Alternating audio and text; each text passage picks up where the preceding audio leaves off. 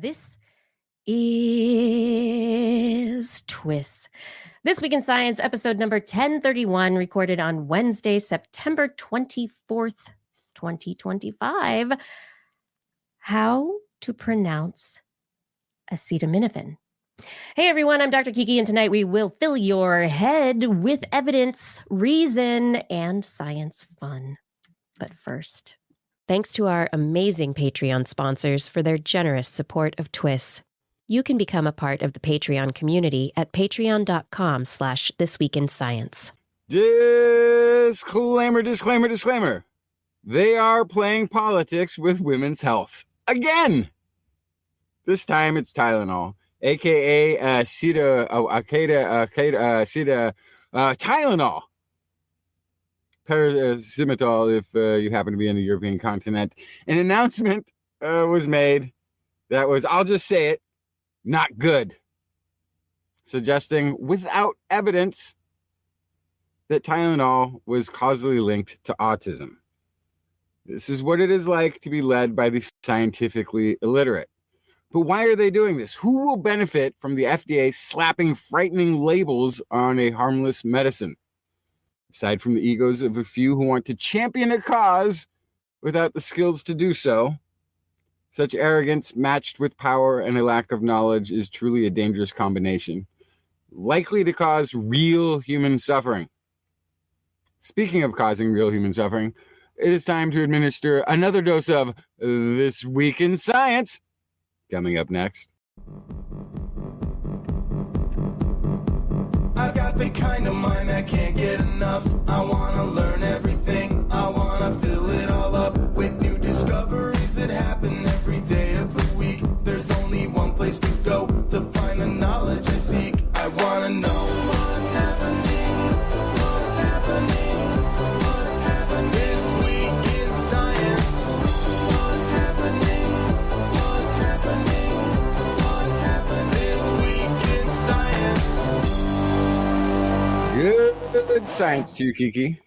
And a good science to you too, Justin, and everyone out there. Welcome to another episode of This Week in Science. We are back to talk about science that has been published in peer-reviewed journals or that has, some kind of evidence behind it, and that, or they are saying, hey, this is cool. We're going to publish it in a peer-reviewed journal. We'd love scientific feedback.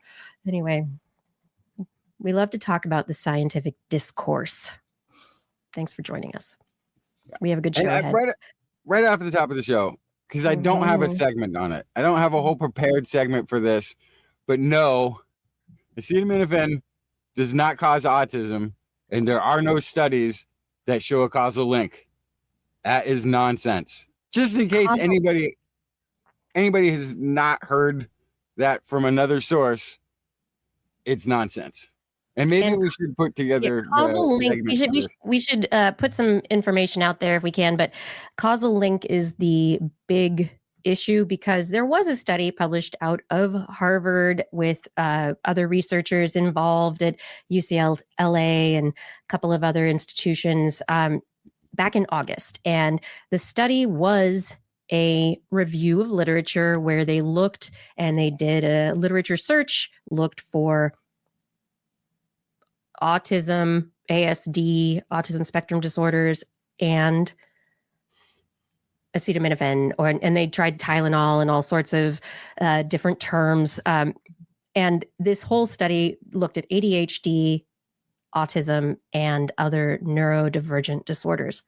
Disorder is another question. But the result of this study was that they found in their review of literature that there were positive results suggesting a link, an associative link between acetaminophen and autism. ADHD and the others were in there as well. This is the key word, though, because in the scientific literature, associative link does not mean causation. It means correlation. And the study itself was primarily led by a Harvard researcher who was paid $150,000 to testify in a legal case on the link between acetaminophen and neurodivergent disorders, autism spectrum, ADHD. And so this kind of paper, they say that they could not assess it qualitatively because of certain issues. So they had to, not quantitatively. So they had to do a qualitative assessment. And the qualitative assessment led to this outcome. Never mind that there have been other meta reviews, that there have been other studies that have not found this kind of a link. There's one out of Sweden that wasn't a meta review of other disparate studies that were slapped together to get one output, where they looked at 2.5 million people with their wonderful universal health system, which shows everything that they need to see, and found no link with either ADHD or autism. And that is more of a quantitative. And the question is, was that study in this review? Was there how was it assessed in the review? Like, was it at 2.5 million people in its sample set? Was it just put on an even par with another study that had 20? How did they analyze that? So these are the questions. And historically, however, there is a precedent for individuals who are paid to testify, who are in the scientific or medical field, who then need to publish supporting papers for their views. And so these papers get published, and it is a credibility and prestige pipeline. So I was unaware of that. Yeah. That link. And it's important because the largest lawsuits against attempted class action lawsuits against Tylenol got shut down in 2024, just last year, for a lack of expert evidence on this. And so if you're now, going to testify, why are you paid $150,000 for your I'm not a conspiracy theory person, Why? so I don't have a whiteboard behind me. But RFK Jr. is a guy that came from that class action lawyer field, who's constantly suing on behalf of suing pharmaceutical companies making claims of autism, usually with vaccines.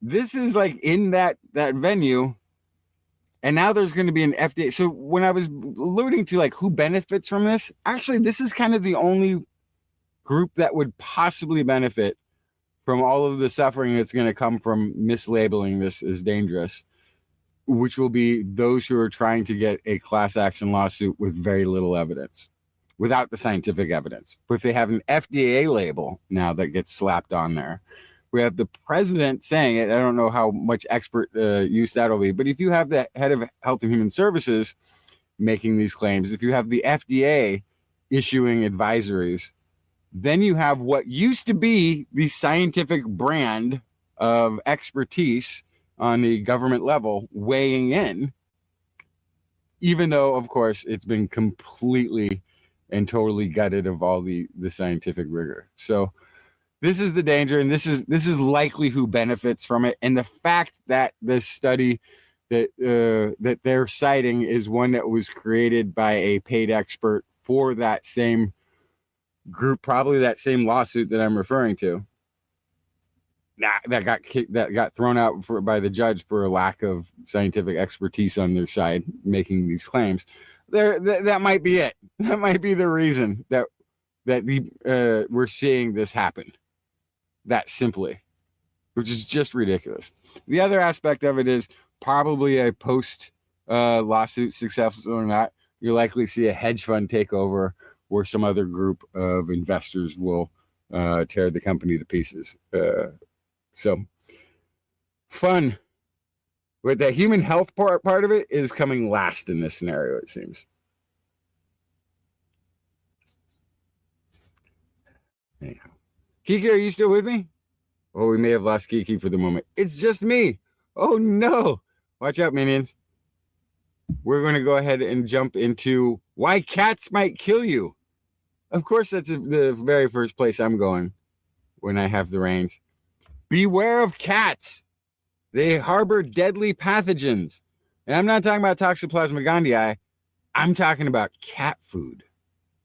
There's an analysis, it was just published in Communications Biology, that found Salmonella, Chronobacter, and E. coli, some of which were antibiotic resistant in raw or partially cooked, I guess, meat sold in frozen, refrigerated, and freeze-dried for cat food.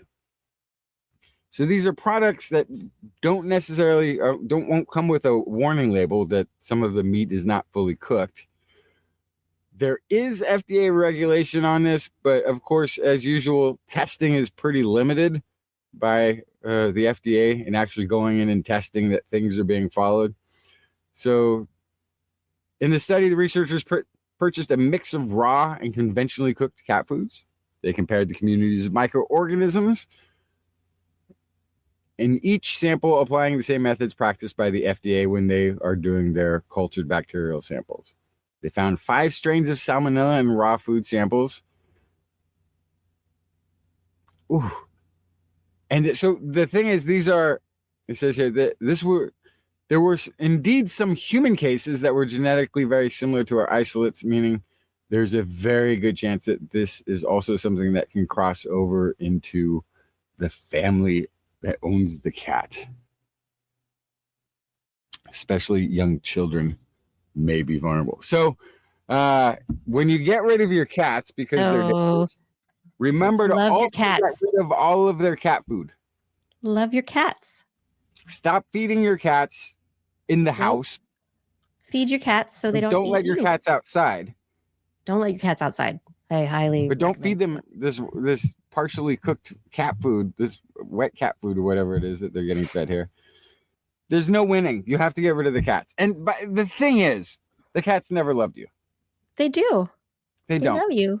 They don't love you. Yeah, they're waiting. They're waiting for you to falter so they can devour you. No, there are roles and responsibilities involved in the relationship, but at the same time, our cats feel. They're smart animals. I'm not saying they're not smart. I'm just saying they're not on your side. They're predators, though. They're descended from predators, so they're not the same. I mean, the way that dogs are also predators, they're also social pack animals, which cats are social as well, but in a different way. So it's it's interesting. Anyway, trust Show your me cat, a big cat that's a friend of people. Yeah. Once they have even the slightest, not even a full-on size advantage, but once they get that ratio close enough, they start going. They'll eat you. No, I don't think so. The relationships are important for cats as well, and if you make sure they don't have good relationships with other cats, then you're their other cat. So then that's it, and that's how it works. Have you ever heard of a cat protecting an owner? Yeah. See, whoa, look right there. Yes, actually. Oh, and grieving. Protecting an owner. Yes. Okay. Yes. Maybe I've just never had a cat. Or at least protecting their territory. Well, okay, hang on now. Yeah. Hang on. It's a little bit different. And we're not going to tell the stories that my dad would tell. Anyway, my dad's stories. But we have good family stories, especially so farm cats, right? Like my family, we have family property going back in Central California for multiple generations, and so my great grandfather had a cat that was one of the toms around the property, and so these are toms, like they're out doing their thing, right? They're not house cats, but this particular cat loved my great-great-grandfather. And after he died, the cat came to my great-great-grandfather's chair and sat on and lay in that chair and didn't leave it. And he almost starved himself to death. The cat almost starved himself to death because my great-great-grandfather wasn't there anymore. Oh, that's so sweet. Cats are connected to people. Yeah. They will eat you, but there's dogs will eat you too, but it takes a couple days longer. They'll wait longer. More and a little bit longer. Yeah, hopefully my computer won't crash again. Thanks for keeping up the science stories. Anyway, we were talking about acetaminophen, but I also did want to say right off the top that we have to correct other statements that were made this week in the UN by our president. The president gave a very long speech, and in the speech said that climate change is a con and that it had been perpetuated and created by a bunch of stupid people in that building. And so I just want to put it out there that climate change is not a con by stupid people in the UN.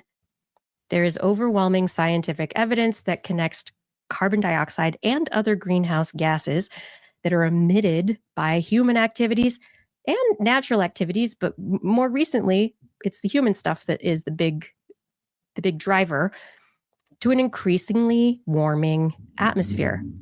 And we can totally do things about this, and we have been. Solar and wind energy, which he also claimed were ineffective and they were just taking up space, and the windmills are rusting and falling on people and they're just whatever. There are entire countries that are going off of coal because they have enough offshore wind to provide for their needs. I mean, it's like Ireland, right? But at the same time, the cost of solar, the cost of wind, the energy, the batteries that are the technology that is there to store the energy and release it as it's necessary, all this technology has advanced so much in the last 20 years. And as long as we've been talking about it, I've been talking about it, we are at a point where solar and wind are actually overtaking coal. China is shutting down coal power plants and doing solar and wind and nuclear, but we're turning it around. And so the other part of that too is just there's a lot of UN who has been foot dragging on this issue. Like hardly the champions of global warming at the UN. Not the champions, yeah. But the UN's where like the IPCC stuff happens, and Anyway, I just want to say, I mean, maybe this is his way of trying to get everybody to do better and not. I don't know.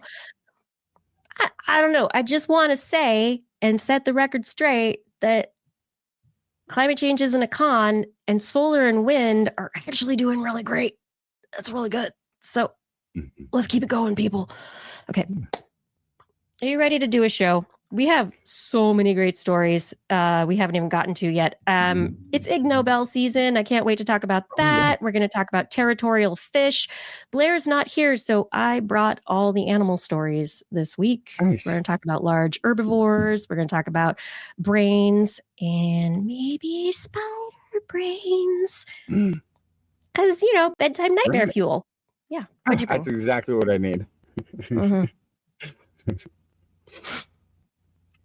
Let's jump right into the IgNobels then. No, what did you bring? I just did one of the stories. Was the cat food outbreak of pathogens. Oh, I don't know if you could hear it.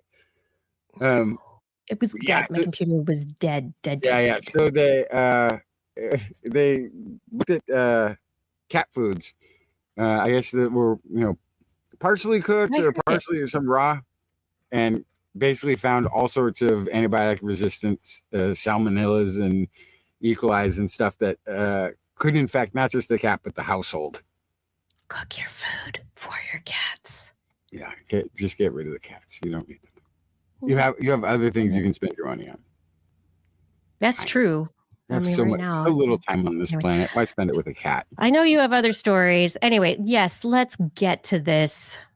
Everyone, if you are interested in sharing This Week in Science with your friends, please do that, okay? Because we spread at the rate of sharing. I mean, come on, everybody. Pretend that you're a virus. No, okay, no, don't do that. Anyway, TWIS.org is our website. You can go there and find show notes and all sorts of neat things for the show. And you can find us Wednesday evenings, 8 p.m. Pacific time-ish on YouTube, Facebook, and Twitch. We are also on some of those social media platforms, but really look for This Week in Science and make sure you share, subscribe, like, get us in the algorithms. Okay, everyone, time for the science. Let's bring it. Okay, back to it. IgNobels. Okay, for those of you who may be coming to the show newly, every fall, this is the season I look forward to, full of jovial mirth, whimsy. Anyway, the IgNobels are an amazing award ceremony that has been going on for, multiple decades, since the early 90s, 1991, I think. And it is about celebrating improbable research that makes you laugh and go, what?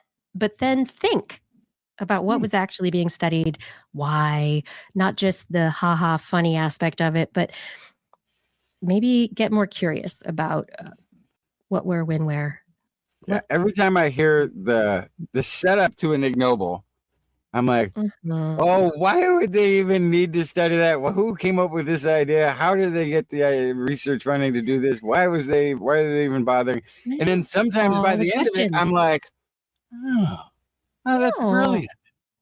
That's really brilliant. And then sometimes I'm like, oh. A lot of them are brilliant. Most of them are interesting. Okay, this isn't science, but the literature prize for the Ig Nobels, the late Dr. William B. Bean, for persistently recording and analyzing the rate of growth of one of his fingernails over a period of 35 years. He has publications ranging from 1953 in the Journal of Investigative Dermatology, a note on fingernail growth, all the way through 1980, nail growth, 35 years of observation. We also had nail growth, 25 years observation. Then there was nail growth, 30 years of observation. Some notes of an aging nail watcher, and a discourse on nail growth and unusual fingernails. So I have so many questions. The first, read the articles. Obviously, is I love it. Was that fingernail getting cut frequently and then restarting the measurement, or was it like being allowed to grow out of control in a way that makes it hard to use your hand? One fingernail, 35 years. Read the articles. All right, the nutrition. First, who's first? Psychology prize. This is Poland, Austria, and Canada for investigating what happens when you tell narcissists or anyone else that they are intelligent. Well, let's try. Go ahead. So the article title is Telling People They Are Intelligent Correlates with the Feeling of Narcissistic Uniqueness, the Influence of IQ Feedback on Temporary State Narcissism. So basically, if you take an IQ test and it's like, you're special, you're smart, you go, ooh, and you get temporarily narcissistic about it. And that's what they feel like all the time? Is that the idea? Or when they're getting good feedback? Well, it's kind of like, yeah, okay, anybody. Hey, you're smart. You're intelligent versus, hey, I don't like this study. It's almost like, don't be proud of being smart. It makes you a narcissist. Like, no, like if it's about being smart, I'm going to brag a little bit. That's kind of the results. Yep. Brag. I think everybody should brag a little bit about showing off their smarts. I think that's totally fair. I think that we're humble about that too much, right? hide it under the facade of our faces. People go around Nutrition. flaunting their humility in front of other people. So, oh, look how humble I can be. Like all that one-upmanship. It really is very egotistical. I need more numbers of digits of pi. Come on, everyone. Nutrition Prize, Nigeria, Togo, Italy, France. Researchers got this award for studying the extent to which a certain kind of lizard chooses to eat certain kinds of pizza. The title was Opportunistic Foraging Strategy of Array of Rainbow Lizards at a Seaside Resort in Togo. So, the sides, like... Yeah. They're opportunistic, so like whatever is there, but like are they like no, it's a seaside making resort, a fake phone call, ordering too many cricket pizzas, there. And then what do we do with all these cricket pizzas they never pull up? Throw it in the dumpster again. I don't know. That's not opportunistic. That is like that's that active. would be decisions. Yes. Yeah. So in this abstract, they say these lizards normally have arthropods being the main prey source, but because there's this cool coastal resort in southern Togo, a population of these lizards were observed while feeding regularly upon non-natural human-made food, pizza. And they liked 4 cheeses pizza more than other kinds of pizza. So given the choice of different pizza slices or bites thrown on the ground or dropped or opportunistically foraged, 4 cheeses won out over combination or pepperoni or veggie or whatever. Yeah, 4 cheeses. All right. So why? They don't know. They say maybe there's some chemical cues involved. Anyway, Pediatrics Prize. American researchers studied what a nursing baby experiences when the baby's mother eats garlic. Yep. Title, Maternal Diet Alters the Sensory Qualities of Human Milk and the Nursing's Behavior. So babies know. I don't know. Maybe some babies like garlic, others don't. Anyway, biology researchers from Japan did experiments to learn whether cows painted with zebra-like striping can avoid being bitten by flies. And this is a study that Blair brought up and we reported on and had a great conversation too. Cows painted with zebra-like striping can avoid biting fly attack. It was great. There you go. There you go. From now on, all cows should be striped. All the cows painted like zebras. Get rid of their splotches. No, they're going to be zebra cows. All right. Chemistry Prize, USA and Israel. Researchers collaborated to test whether eating Teflon, a form of plastic more formally called polytetrafluoroethylene, is a good way to increase food volume and hence satiety without increasing calorie content. So wait, dietary forever chemicals? Yeah, like not fiber, not like less Teflon. Just what if we lined Teflon your stomach with Teflon as a dietary? Oh gosh, I have a feeling that's not the best. You know, the thing is, it might work. All right, I am looking for the title of this study where there's a patent. Wow, Google patents. Okay. Like the downstream side effects of doing such a thing for that one outcome may not be worth it. This is true of many things. You have downstream effects, which I'm going to talk about like later on as soon as I can remember how to pronounce the word. So normally distension of the stomach is involved in satiety. There are also like other triggers that are hormonal or signal to the brain that you're not hungry anymore and you can stop eating. So this particular paper was looking at whether or not polytetrafluoroethylene could reduce the feelings of hunger as you ate. And so they say it provides a useful tool for appetite control and treatment of overeating and can contribute to reducing obesity. Obesity or weight? So this is what I'm going to be talking about. Semaglutide, which is it's Wegovy, it's Ozempic, it's all of these formerly diabetes treating drugs that are being used for weight loss. They have, in some reports, as high as 45%, I've seen, of their weight loss is lean mass, which is that's muscle, bone. It could be organ. It could be organ tissue. Like it's all of that field. So it's like starvation, except. Yeah. So that's not great. So and I don't know. I'm sorry. I'll talk about those later. Those are coming up. That's a great teaser for later. Let's see. Peace Prize, Netherlands, UK, and Germany. They showed that drinking alcohol sometimes improves a person's ability to speak in a foreign language. Titled Dutch Courage.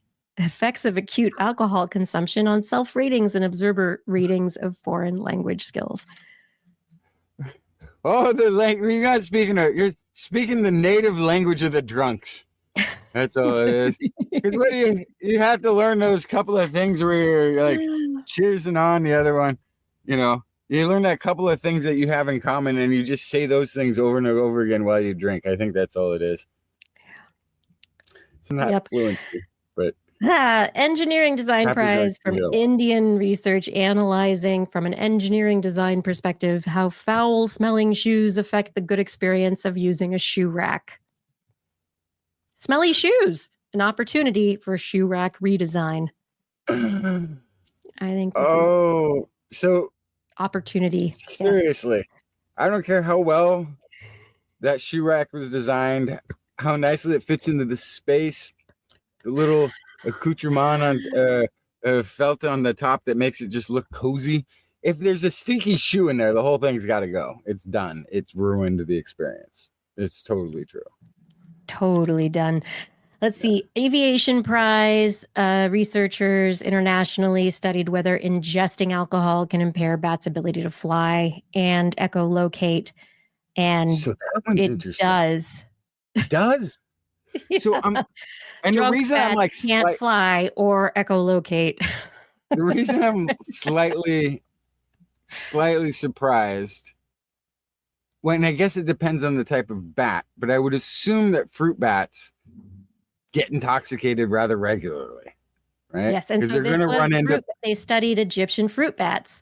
Okay, because you'd think they'd have a higher tolerance, but they're going to be encountering fermented fruit here and there with that alcohol content high enough to get a bat drunk. And then they still got to make it back to the cave with enough. Exactly. I would think, there might be a little, I guess there's no real generational tolerance to alcohol. No. Well, there's some, but not really. Okay. Physics Prize, last one. Italy, Spain, Germany, Austria. Researchers discovered they looked into the physics of pasta sauce. Phase behavior of cacio e pepe sauce. Cacio e pepe sauce? Anyway, the phase transition that can lead to clumping. It'll make your pasta sauce unpleasant. Anyway. The physics of pasta is incredibly important, especially in Italy. But also, if you check out the study, you probably learn how to make a really good cacio e pepe, which is one of the simpler pastas, if I would say. I don't know. I think all cans open about the same, don't you? Cans? Oh my gosh. Yeah, okay, whatever. All right, moving on. Those were the IgNobels. I hope you all had a bit of a ooh, ah, ha, ha, ha, and then Yeah. Do you want to talk about something that's not cat food We can.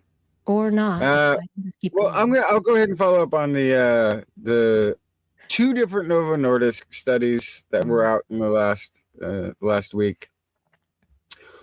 One is looking at a higher dose, I think 10 times the regular dosage of their injectable, but it's an oral pill. So it's higher dosage because it's not going to be as effective. It's not going to all, get to where it needs to go. And they tested it against a placebo and found that, yes, they can achieve the weight loss over a placebo, right? Through the pill, which just means this is something that they're obviously looking at to make it more accessible to more of a end user who's maybe afraid of doing the injections, timid about it for whatever reason. Well, it's not. Needles are are hard. It's not easy for people. But I also wonder if it requires 10 times the dosage of the actual druggable amount, is it going to be 10 times more expensive? Like that, the concentration is so much higher of the same molecule. It's kind of a curious thing. So that one might be more expensive. And then they also put out a study where they have used triple the injectable dose in a new injectable. And again, tested it against a placebo to see if it was effective. And yes, it also incurs weight loss greater than a placebo. Okay. So the pill, I think, is very interesting as greater than a placebo. Like there's something to like that science and the psychology of taking a pill, right? Of the placebo effect, right? And so the test against a placebo is really interesting because it's like the psychological, and actually in both of them, right? It's you're doing a thing. And so your brain is already primed to accept you're doing a thing. So there will be weight loss. Yeah. Whether or not there's active ingredient. And so to test against a placebo is actually, it's a control, right? That's all it is. They're saying placebo. They have control. I feel like they should always do a full analysis of the existing drug when they're doing a modification. Like the triple dosage, it's at 7.2 milligrams. The Wegovy dose is a dosage. It's a brand name, but it's a dosage of 2.4 milligrams of semaglutide. It did a little bit better. It's not really that huge of an increase. They showed a weight loss, mean body weight loss by 13.2% at 7.2 versus 10.4 at the old 2.4. So they tripled the dosage and got, in the pill. This is in the injection. In the injection. Okay. Yeah. In the pill one, they didn't run the comparable. But here's the thing. Both of these studies were designed, funded, the analysis, the statistics, all of this was written by Novo Nordisk, but it is being presented almost everywhere as being by the research, the academic institutions that performed the study. I have a problem with it because even though if you read the actual study and you go down and you see the disclosures, you'll see that Novo Nordisk's hand was everywhere in this and that they had their researchers involved. But they have academic groups. I'm not saying fronting. I don't want it to sound like that. But I think it needs to be very clear that these are Novo Nordisk studies, that these are Novo Nordisk results, that this is their in-house designed experiment. Because in every single one of them, they talk about weight loss. None of them mention where that weight loss is coming from. And that's like the extremely important distinction. Yeah. If that, 13% weight loss versus 10% weight loss is coming largely from the lean mass side, that is a worse product. I think that less. the issue though, that's like what's been sold to us forever, right? Is weight loss. If you want to fit society's standards, you lose weight, right? Nobody talks about where that weight comes from. They don't talk about it. It's just assumed that weight comes from fat cells. It's not discussed that the weight loss could be from other parts of your body. I mean, the only time that it's lean is malnutrition, it's lack of activity and atrophy. It's, you're in a hospital bed in a coma and your body's going away, right? Yeah. We don't talk about the difference because that's usually not not something of interest. But I think in this particular, like, this is really important. And especially as we're talking about trying to maintain health into old age, as people age, you need to maintain bone, organ, and muscle density, right? All of it. Like you need to maintain it to age healthily. So they're hiding it, right? I don't want to go so far as to say that they're hiding it, but they obviously have no benefit in showing it.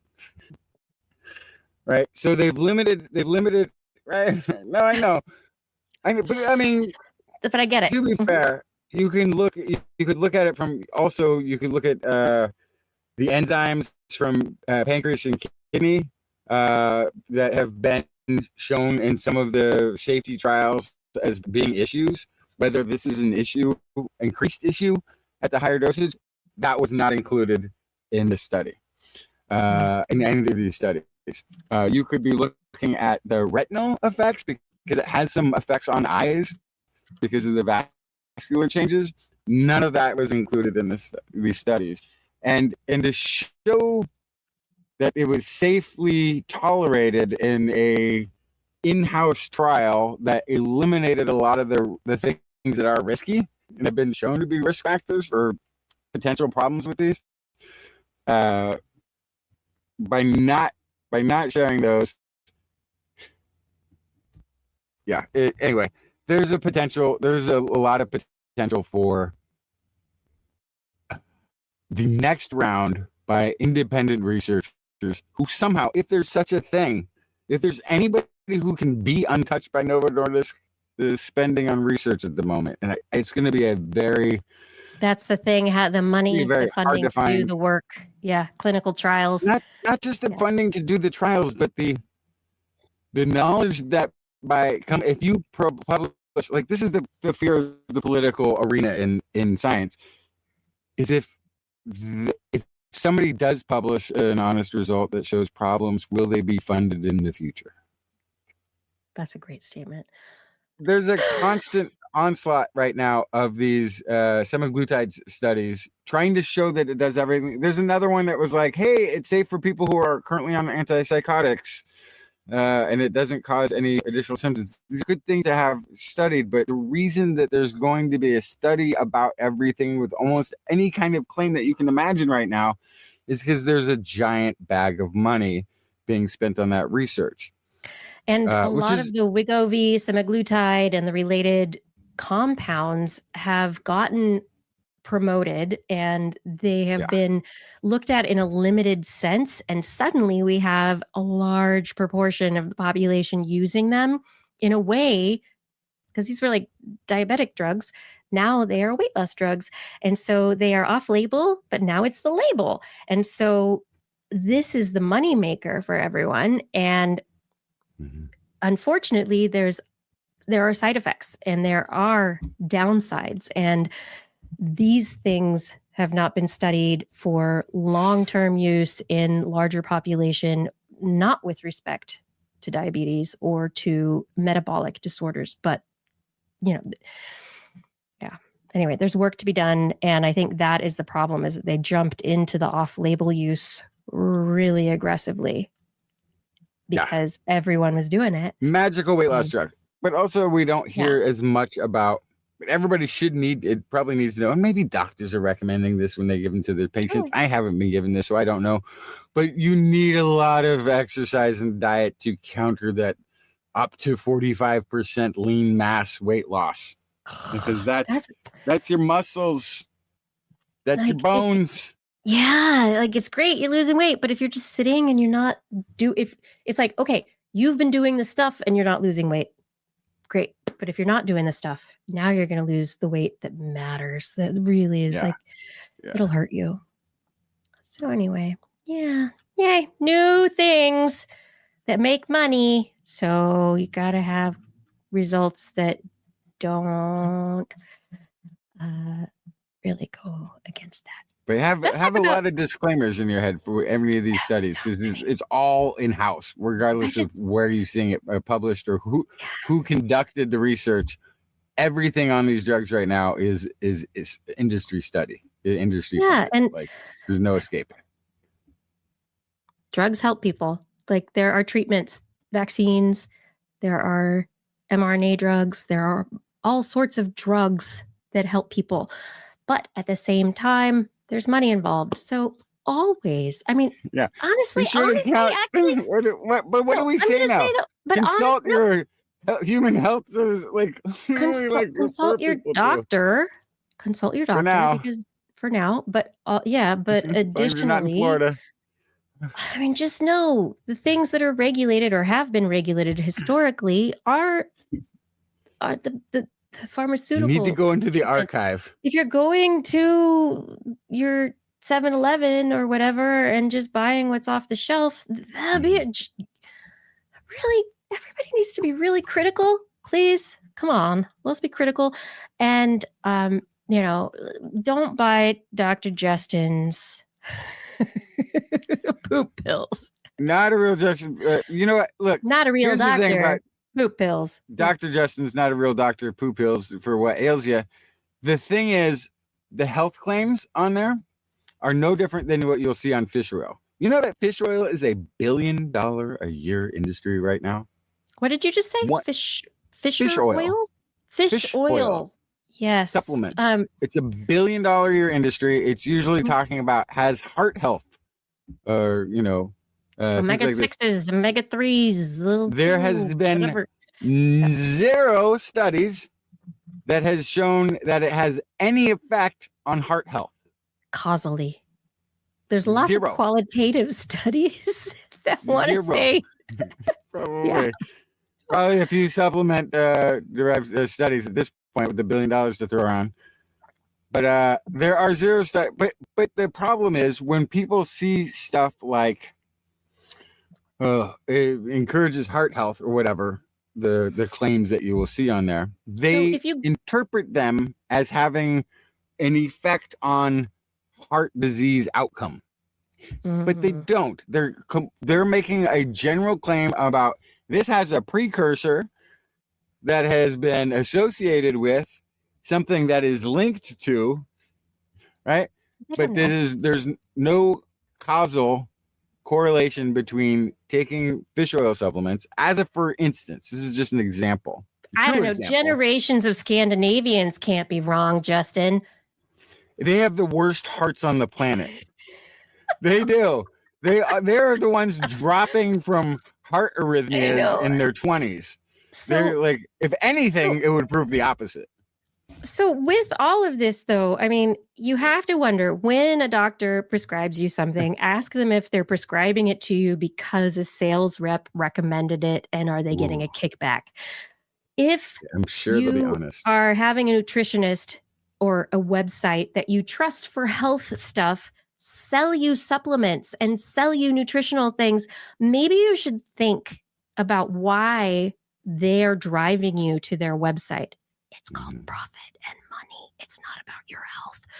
You should be critical about the reasons that certain things are in certain places. And when doctors and health officials, people who are trying to help you, are really trying to help you, it's not going to come with more than the cost of the visit, or, that like, it's not going to be the American Medical Association and buy our supplements. No, if they're selling you ivermectin, they are not a real doctor, or you're not a horse. Unless you're a horse, You're not a horse, but If you're a horse, then Yeah. you might need it.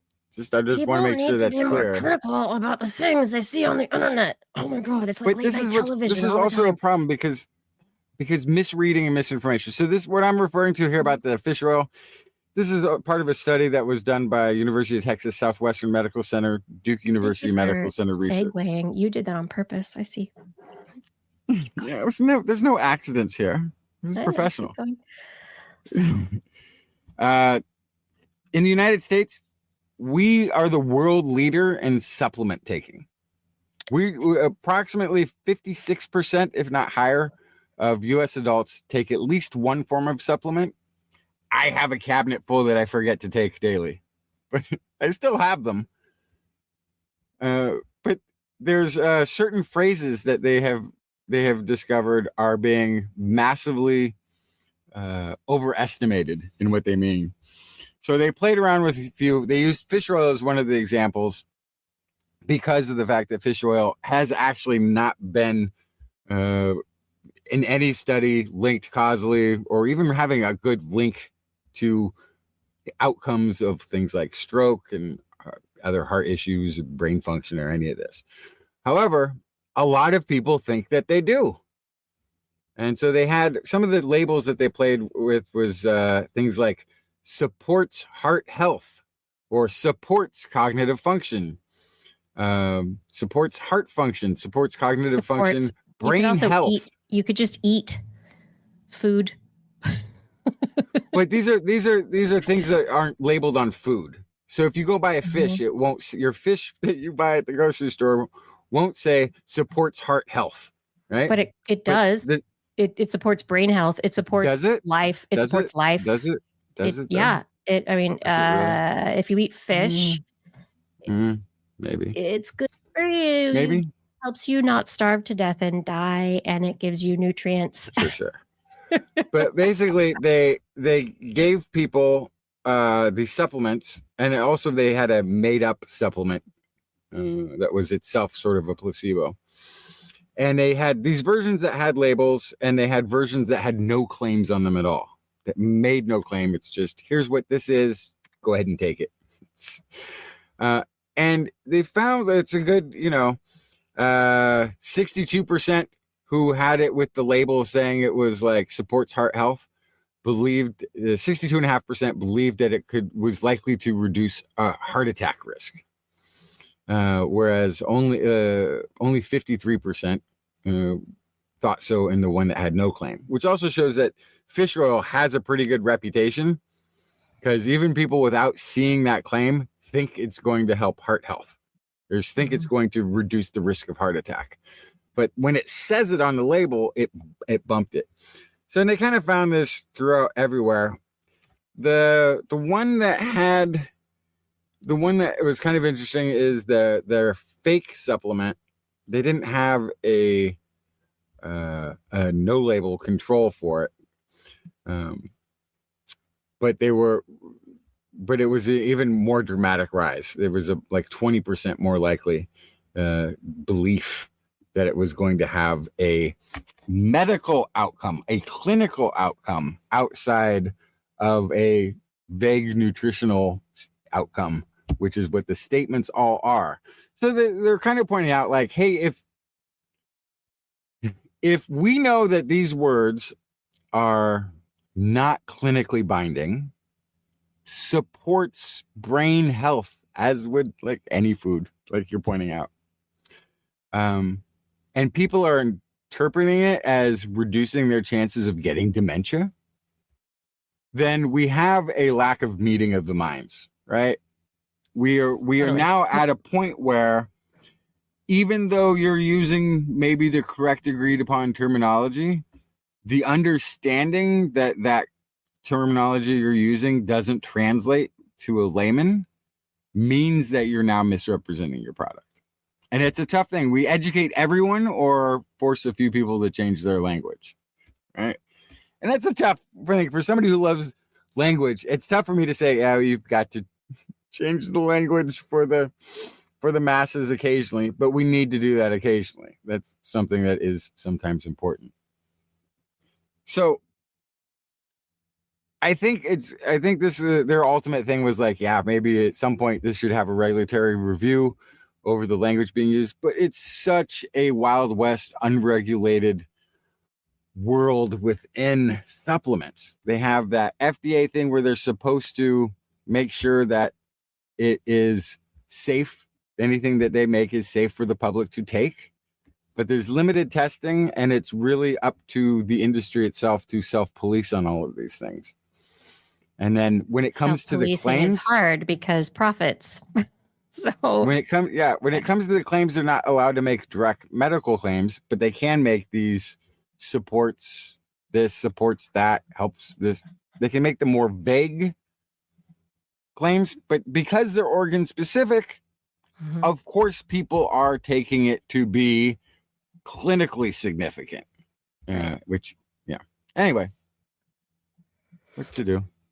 I've been trying to find a graphic that I saw from another science communicator that represents the pharma industry economy and money in the Make America Healthy Again, which is supplements and happiness and, that.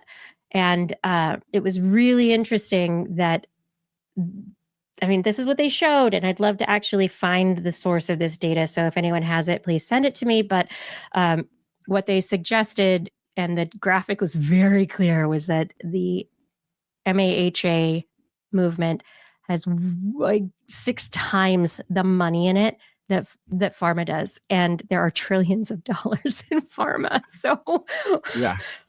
No, it's a gigantic industry. It's an interesting place. Yeah.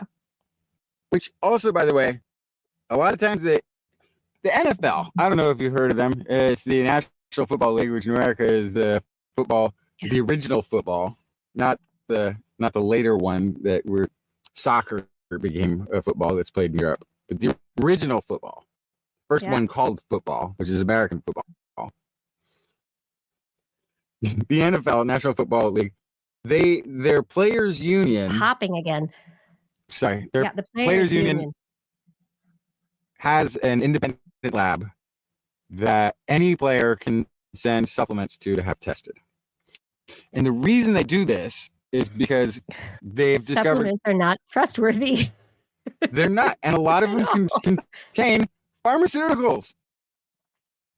A lot of what they claim to be all natural would have, sometimes antidepressants involved with them.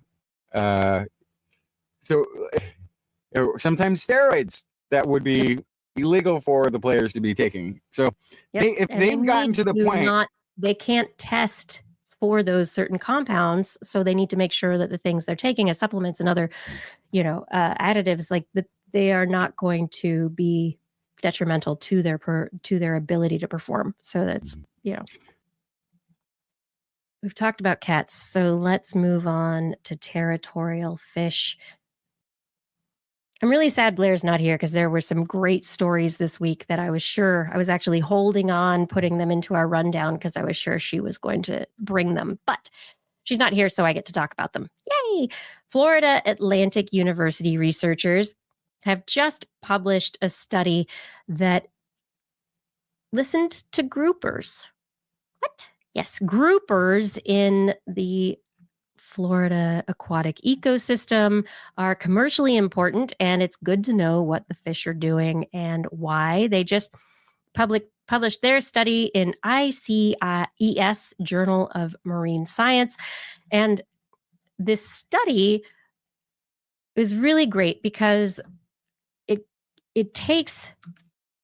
was nothing to impact the fish. It wasn't an experiment. It wasn't something changing something in the ecosystem. It was just passive.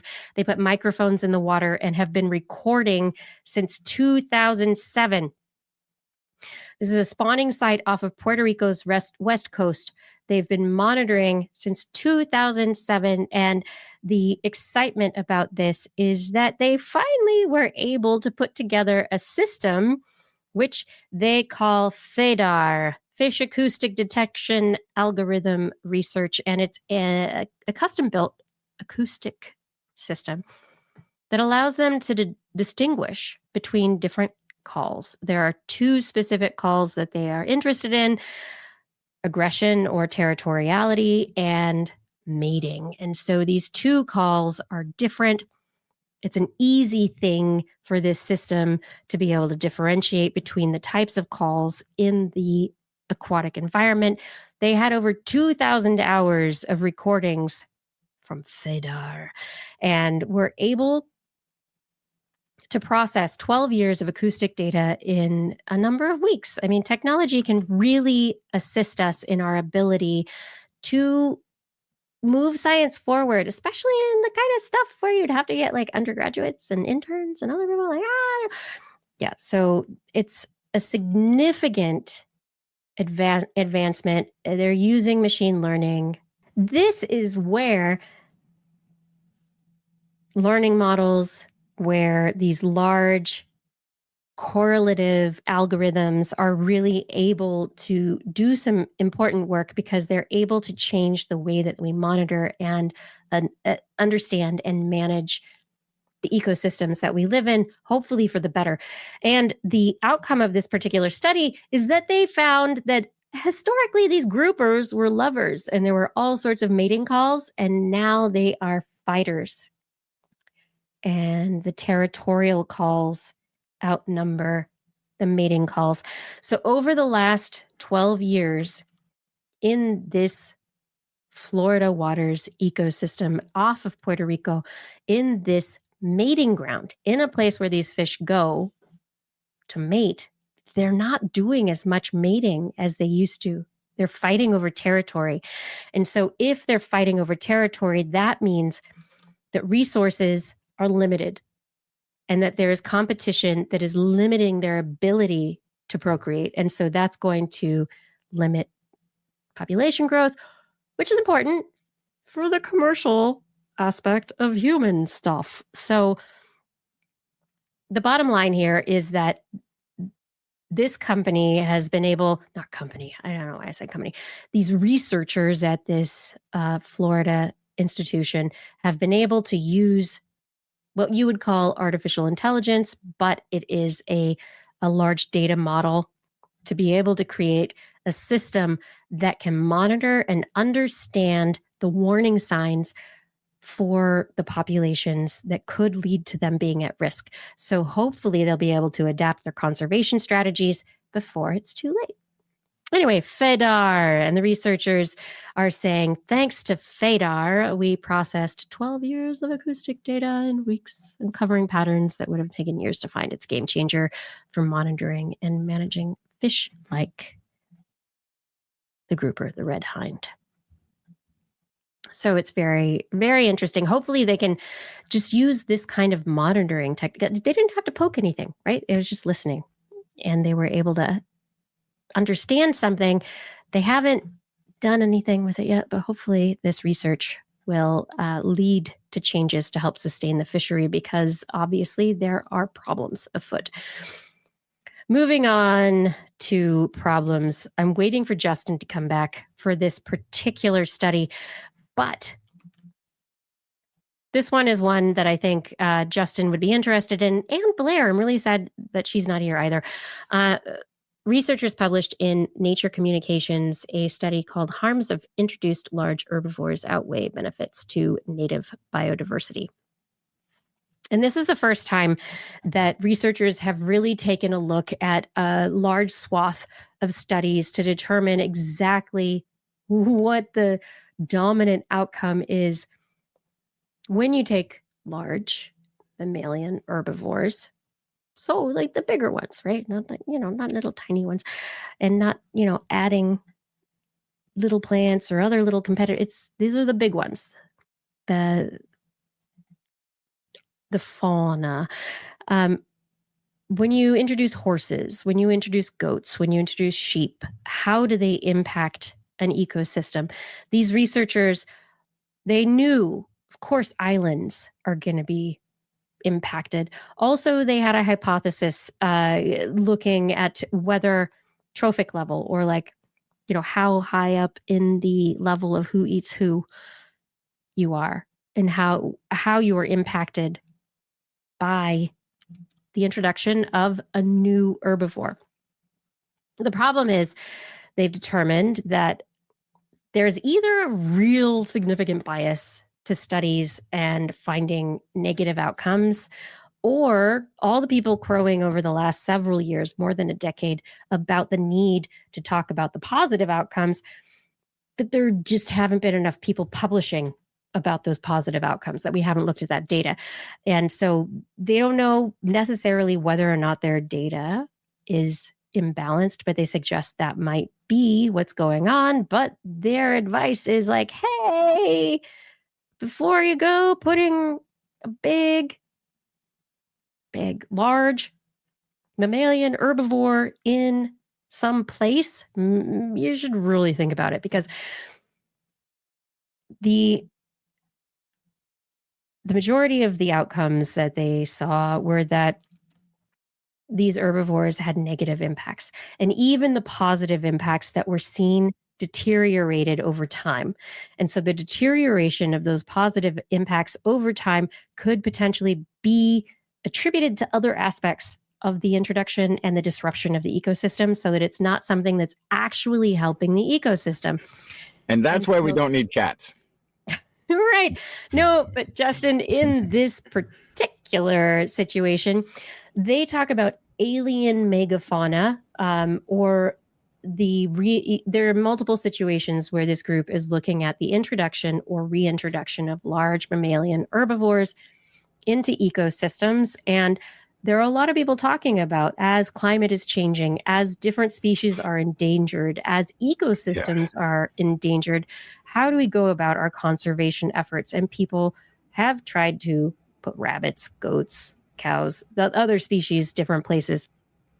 And this particular study did not find an overwhelming positive impact to putting the big grass eaters in ecosystems. And so where I wanted to take this, I think they kept their focus very close to things that are still alive and maybe about to go to extinct, or maybe just recently went extinct.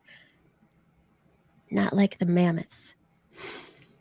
And so this is where I wanted to bring it, in that the conservation impact of what they have seen. And they say, as far as we know, there's been no quantitative, systematically collected and taxonomically controlled study in support of any of these claims of benefit as to the introduction of species. I find so a they lot did it. of So they tried to do it, and they're like, here it is. And and the positive stuff doesn't even stay positive that long. So my question is, should we just keep the mammoth inside a fence?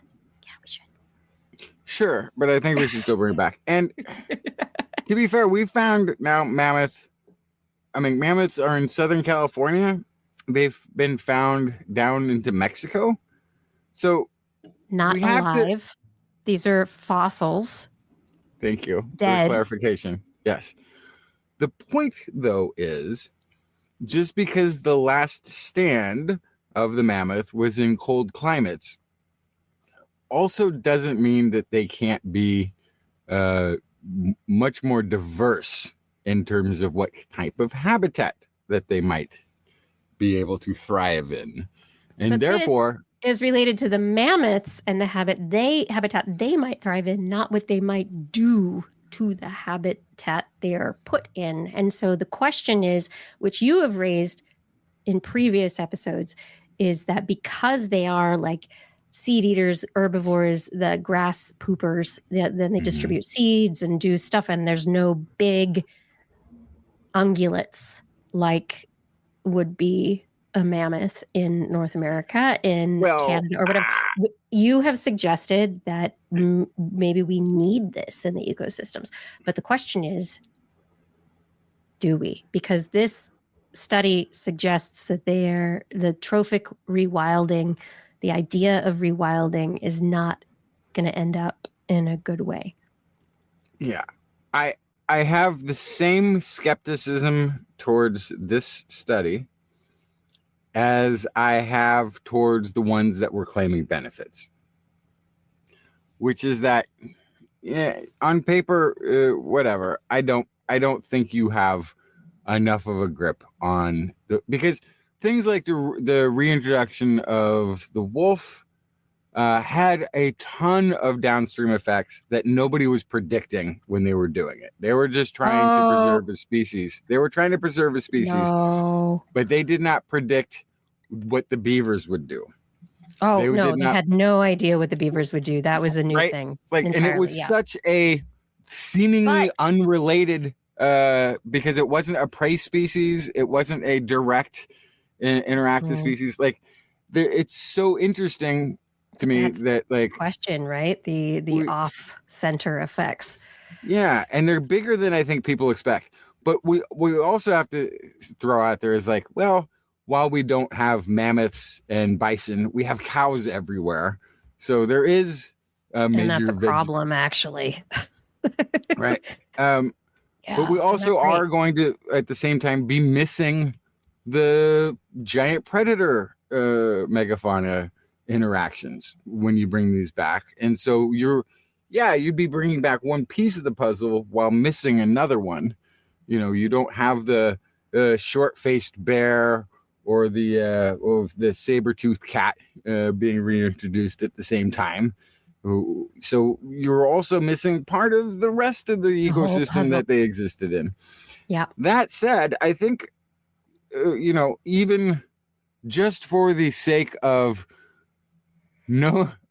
trying, I'm all for the mammoth return to a mammoth park somewhere. A fenced area. Yes. And I wouldn't be opposed to a rewilding experiment. Yes. But we will learn then what the real story of the mammoth alone without the predator impact would be. And I think that's a really, really great point. So then we can bring back the dire wolf and the saber-toothed cat and the short-faced bear and really the giant sloth. Can't leave the giant sloth out of the picture once you get this ball rolling. But I think I think your point is like right on the nose, where it's anytime you start just reintroducing or rewilding, if you just introduce one animal, and especially if it's like a top herbivore, right? And just above them should be predators. And if there are no top predators in the ecosystem, how is that going to impact the entire trophic cascade? And if it's not the right herbivore for the system, it kind of fits, but it's not native or past native, or it just should fit. The question is, if it can take advantage of resources, is it taking resources away from other species that are native? Is it going to disrupt in a really, really bad way? So there's and the answer is going to be, the answer will always be yes, because it will be, because here it's going to change the ecosystem. So if they're looking at, will all of the things have the resources that they had before? The answer is no. But the exact same thing happens when you take an animal out of that ecosystem, when something goes extinct through overhunting or disease or whatever it is. Which we've done over and over again. Over and over again. And not even just humans, but climate change through... The negative effect of something going extinct is going to be the same as the negative, let's say the same sort of resource redistribution, ecosystem habitat reconfiguration of the food chain and everything else will happen if you reintroduce. The question, though, that you have to ask then at the end of the day is, well, if we have more things there that are redistributing, finding their new niche, recalibrating with this new life form, we're missing one. There's always winners and losers. And I think, having a man. And I think that's the big question. In the long-term goal, right? What we have done is reduce diversity in ecosystems. Yeah. And if the goal is to maintain diversity, you have to make sure that whatever change you make is going to increase or maintain diversity and not decrease it. And I think that would be ideal. And that's where but I'm just talking from the genetic perspective of trying to maintain as much diversity within an ecosystem as possible, because that leads to the healthiest ecosystems that are more resilient in times of stress, which our planet, where we are putting it into a time of stress. We could take out like the human, oh, we did this, but we're like treating the whole planet like our zoo, right? It's our farm, it's our zoo. We have to, quote unquote, humans have to manage this now, right? So we can either eat everything and destroy everything and make everything the Black Forest with no diversity, or we can try and maintain diversity as long as possible in the hope that that helps everything. Right. And you're going to make my point here, helping me make my point better than I had articulated it. Great. Which is, glad we're working together on this. Which is that we need the ability to add diversity, because what we have now currently can only reduce it further. And I think that's the thing that we need to consider. Are there certain places that have been negatively impacted? Their diversity is negatively impacted because of human activity. Can we help that? Like, that's a great question. Yeah. And that's why I was getting at the whole question of like, are you going to introduce a change that will take away from that? Because that's not what we want to do. Because if you take away from the diversity and the genetic diversity, then what you end up doing is reducing the ability of certain biomes and ecosystems to support human life selfishly. I'm just talking from like the selfish human perspective, not just from life on Earth perspective, which we can do as well, because I totally go for that one. But yeah, if we're going to try and support life on the planet, let's maintain diversity as long as possible. If we killed all the things, put some stuff back. Perfect. Fine. That's all we're talking about when we're talking about reintroducing the mammoth. The rewilding question is so fascinating. It's fraught. Yeah. Isn't it? It is so fraught. Yeah. I love it. Okay. Moving on from this rewilding, and I'm glad you're back and not popping. Did I have anything else for the first part? Oh, no, I don't have anything right now. I think it's almost time to just go to you for a second, but I just want to say thank you, everybody, for being here right now. We are having a great time and moving through all the science and the conversation and the issues, and we're so glad you're here. And it's really about being able to talk about stuff with you. So if you have friends that you want to invite to the conversation, make sure you share TWIS with them, because that's how the word gets out.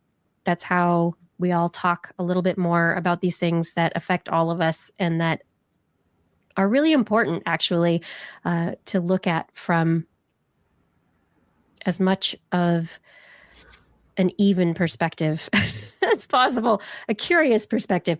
Anyway, head over to twis.org.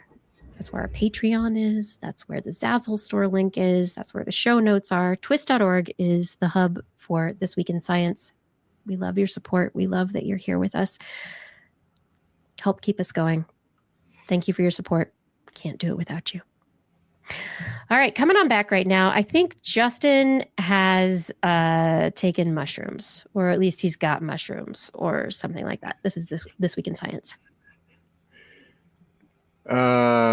Well, no, that's not quite the scenario. No, but I do have a magic mushroom story, which is fascinating. At least it's, one of those things that I didn't know existed. So wait, you didn't know magic mushrooms existed? Did you know that there's two with an identical molecule that derived the magic mushroom molecule? Are separately? They all planted in Golden Gate Park?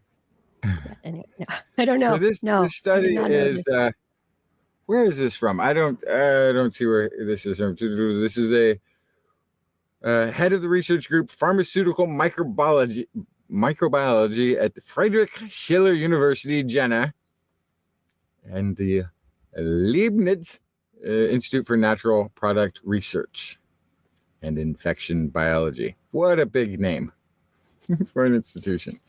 So psilocybin is a substance found in the magic mushroom, psychedelic mushrooms, that is been attributed with being able to profoundly alter consciousness and has some really interesting effects that have been shown in some preliminary studies for silencing the what is it? Is it the amygdala? Is that the really old part of the brain that does all the alert? Kiki? Did we lose Kirsten? I think we lost Kiki again. So this is really important because this is a part of the brain that is ancient animal part of your brain that's used to screaming out when it sees a lion. It registers a threat, registers danger. And it says, alert, alert, alert. And while we have evolved past needing to only react to this part of our brain, we have these executive higher functions that are now available to us to assess danger with a little bit more critical thinking. While that alert system has a direct line to our physiology at times in preparing for fight or flight, our executive function has a really hard time communicating backwards to this ancient amygdala part of the brain that's doing all this alerting, that's doing all this fear analysis. And so what ends up happening is we see a danger. And a classic example that I've seen of this is, there's a zebra goes to a watering hole and gets chased by a lion and then runs off. Alert, alert, takes off. And then like an hour later, that zebra is drinking water at a different watering hole and not freaking out that it just got chased by a lion. Its amygdala shuts off. It says, we're no longer in danger. When you have conditions like PTSD or certain types of stress, what's happening in a lot of those cases is the amygdala is alert, alert, alert, telling you that there is danger. And even though you're no longer in that dangerous position, your executive function brain can't reach back and tell it to be quiet. You can't tell it, it's fine, I have everything under control. There's a lion, but I'm in an armored vehicle. I need not fear, right? And have I got it right, Kiki? Because you're the brain expert. The amygdala is the old part of the brain that's doing like the alert, danger. Okay, so I'm on the right track. You mostly like fear and yeah. So one of the things that psilocybin has been able to, or magic mushrooms ingestion has been found to do, is to silence that alert system, to allow perhaps even the executive function part of your brain to communicate back to it and be like, it's cool. We're good. No need to set off the alert. So it's been preliminarily in a bunch of studies, they found that it's done a pretty decent job at reducing symptoms of PTSD. Yeah, we've talked about it for a while, and it seems like psilocybin could be one of the possible avenues to treatment. Yeah. So in that, there's a great interest in psilocybin as a molecule that can have these great potential pharmaceutical effects that would, greatly help some psychological disorders. Okay. So, but this study is, what they were looking at is psilocybe, which is a species known to create the psilocybin.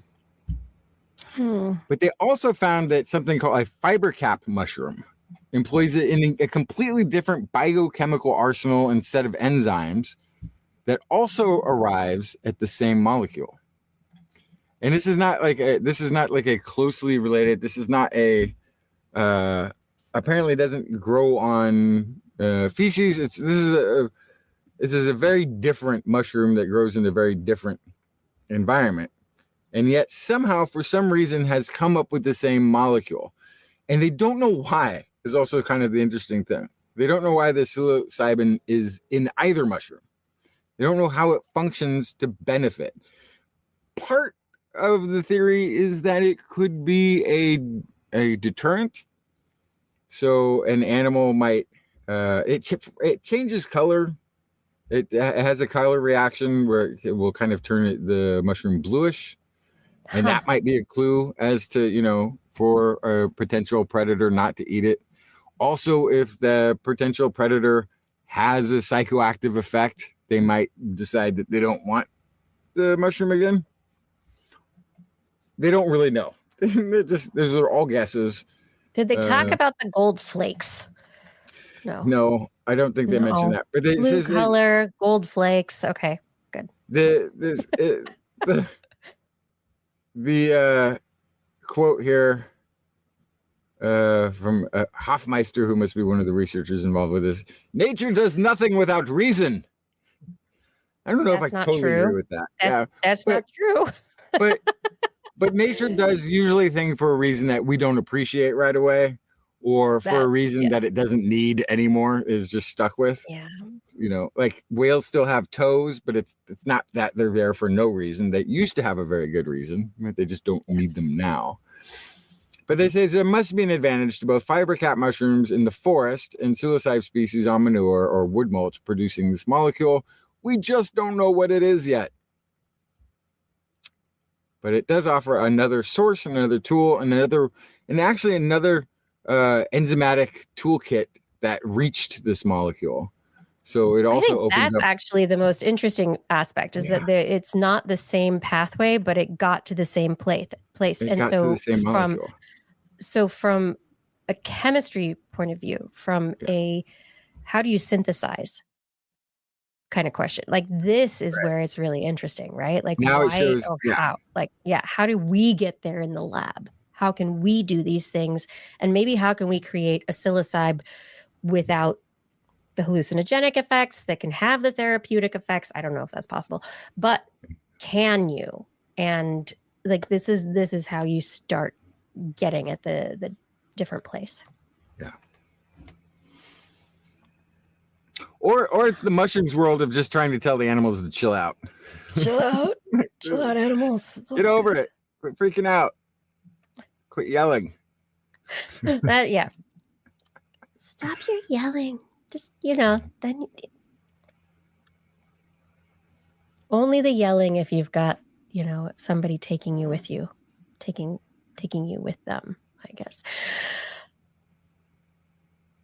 We are not Alice in Wonderland, but hopefully the science can take you places that are close to Wonderland.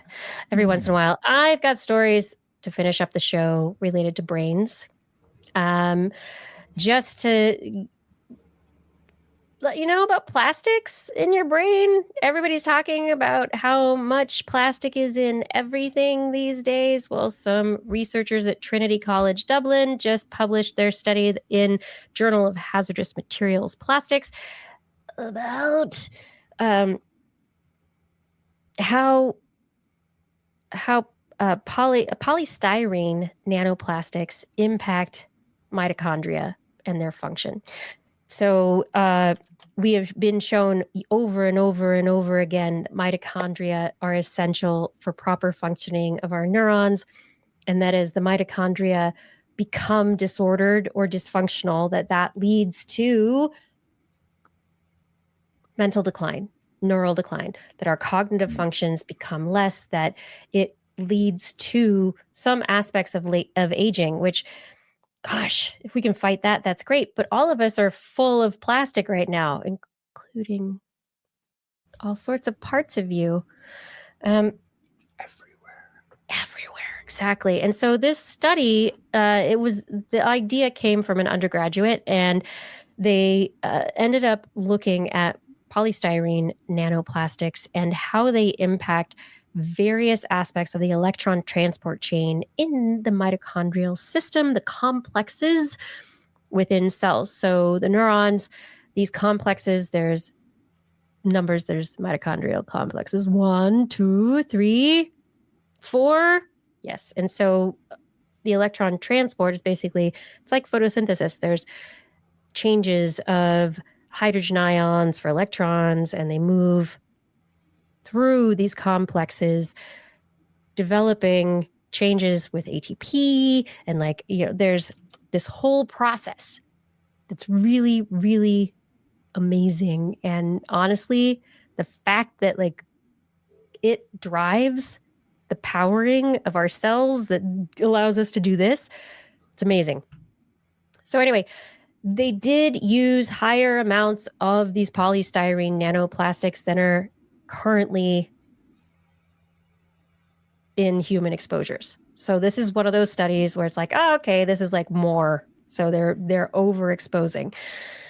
But in their overexposure, they did find that the nanoplastics impaired electron transfer between complex 1 and 3 and complex 2 and 3. And so it was also possibly inhibited at lower concentrations as well.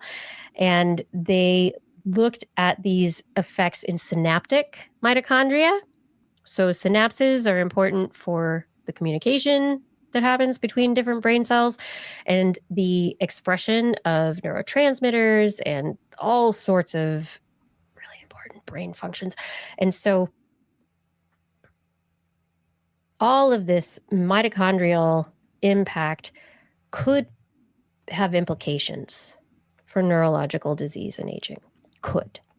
We're not saying this is a smoking gun, but this study does show that within their system, not in humans, not in mice, in cells, in dishes, when they applied these nanoplastics to the mitochondrial systems, that the neurons didn't do what they should as well as they should. So anyway, hey everybody, happy plasticking. Why don't you polytetrafluorine up in your gut? Can I throw something out there? This is a story I didn't bring out of the UK. Found they looked at 155 hot and cold beverage samples and tested them for synthetic plastic particles. Yeah. And they found them in 100% of samples. And they also they found them in higher amounts than were expected. So this is also, they're suggesting that a lot of the estimations of how many microplastics people are being exposed to might be greatly underestimated currently.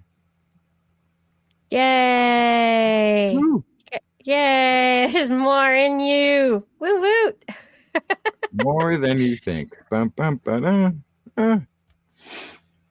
More than you think.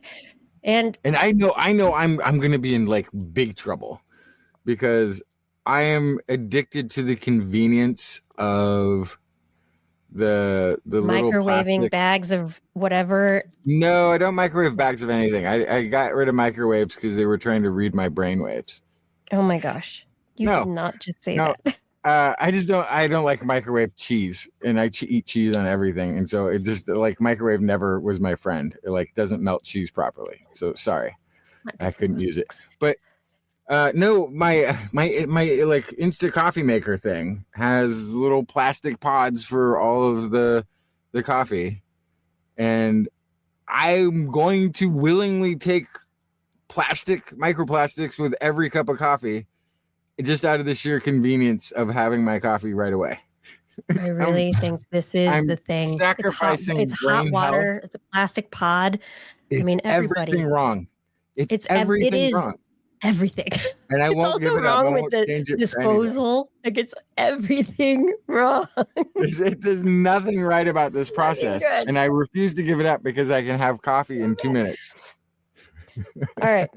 So moving on from the nanoparticles and our brains and learning and memory, and hey, that's bad. Let's move to astrocytes. We have talked about the glial cells in the brain for a really long time as more than just packing material in the brain, and that they're involved in the immune system, and they're also involved in the brain's synaptic transmission, and that these astrocytes probably act on a very local scale, not in the long distance scale that neurons do, but like in a much, much more local functional way. And so a study that just came out published by researchers from France and Switzerland in the journal Cell. These researchers have, for the first time, really causally been able to image, which is one of the things that I think is the really cool thing about this study. It's not just going, hey, we have molecular signals that suggest these things are important. They went in and they have 3D imaged. They use calcium imaging. They have gone in and been able to look at where astrocytes actually connect around synapses. And there is what they call leaflets now. And I wasn't aware of this previously. So astrocytes have leaflets, and the leaflets wrap around synapses and are communicating via calcium, via electrical stimulation with the synapse. The astrocytes are not only connected to this one synapse with a leaflet, they are connected to multiple synapses, multiple leaflets. And so the astrocytes are moderating the communication that's occurring in the local area of neuronal communication. And so where we've talked before about like upregulation, downregulation, like the neurons doing their thing, this study has actually created a visual representation of how these astrocytes and the endoplasmic reticulum that is like all up in the leaflets to release the calcium when it gets stimulated in the right way. They have done this 3D electron microscopy that is visually showing that when multiple synapses are being held by an astrocyte, that the astrocyte is like, ooh, and like moderating the whole thing. It's a beautiful study. And I think it's really amazing to be able to go from the big gestalt of we have evidence that astrocytes are involved. We have evidence that the astrocytes are doing this calcium signaling. We have evidence that astrocytes are involved in immune system.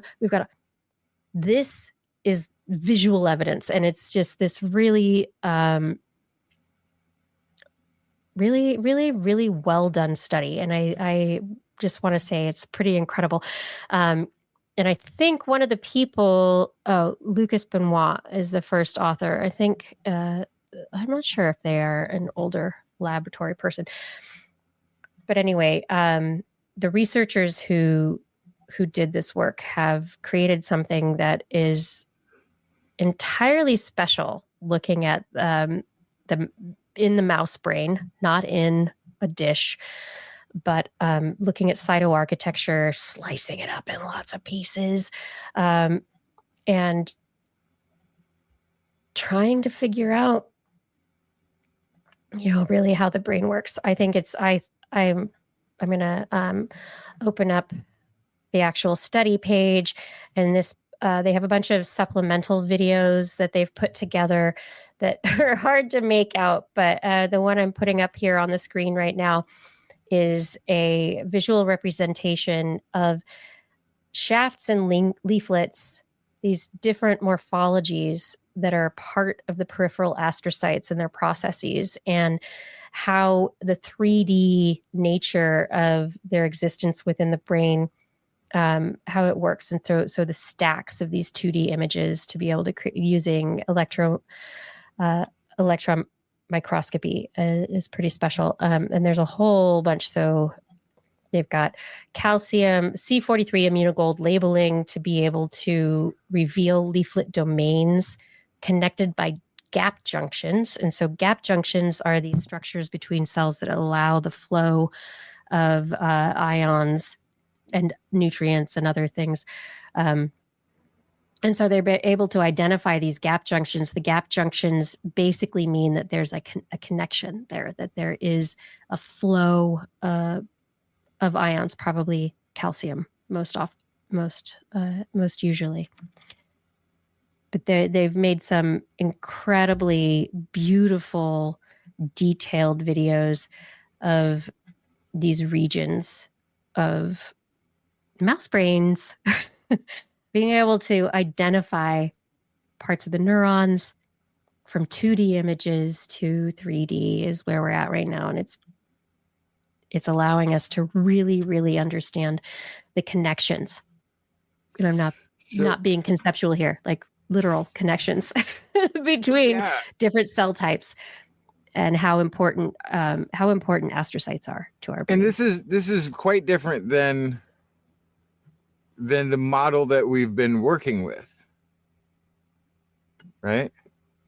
How do you mean? I mean, historically, the model is that neuron gets input, neuron sends input down the axon, it sends it to the synapse, neurotransmitters come out, neurotransmitters do the electrochemical thing to the next neuron in the dendrites, and then it stimulates. But then you have the dendrites of a neuron grab information and stimulation from or like turn off signals from lots of different places, right? And they average all of that to determine whether or not that neuron fires and goes and does something else. But now what we're saying is that these astrocytes are there, wrapped around and modulating. Yeah. Like they're a modulator, right? I've not heard of them having this like function before. Yeah. So like this dimensional signal processing. Like, it is exactly.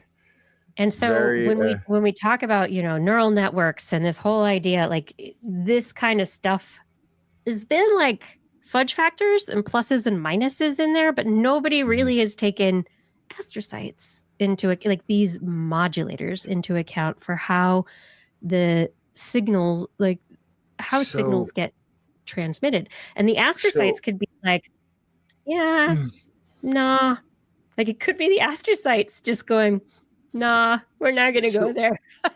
So now what are the implications for like every neurological disease or an affliction? Like, have we checked up on everybody's astrocyte health? Is that a thing we need to go back and look at for everything? Well, I mean, that is part of this, the way we're moving forward, because astrocytes, glial cells, like they manage the brain. They're there taking care of everything. But the immune system of the brain I've heard it.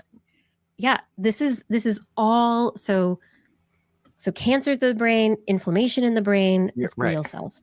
Right. When we're talking about this stuff, this like aging disorders, neurodegenerative diseases, that is astrocytes. Like this, and we're is talking like the usually mitochondrial about their failure to protect. Yep. Yeah. We're not talking about. I've not heard them talking about. There's a failure of misfiring, failure of processing, an interference by them, just a failure to protect, but not an actual active potential for an active interference. So like dust off every paper where you saw astrocyte anomaly as weakly associated in some way with something, and go and get a refined look at it now, and like let's delve into those research papers and see what all's there. Yeah, because it's not as simple a system. And we've known this for a long time, but this really shows that this is, especially like in the hippocampus, you could say like the tripartite synapse, where it's like 1, 2, 3, you have 3 synapses, and that's the simple pathway and blah, blah, blah. But no, astrocytes are involved in the whole thing. And so there are, what they say here, a leaflet frequently provides a matrix embedding multiple synapses.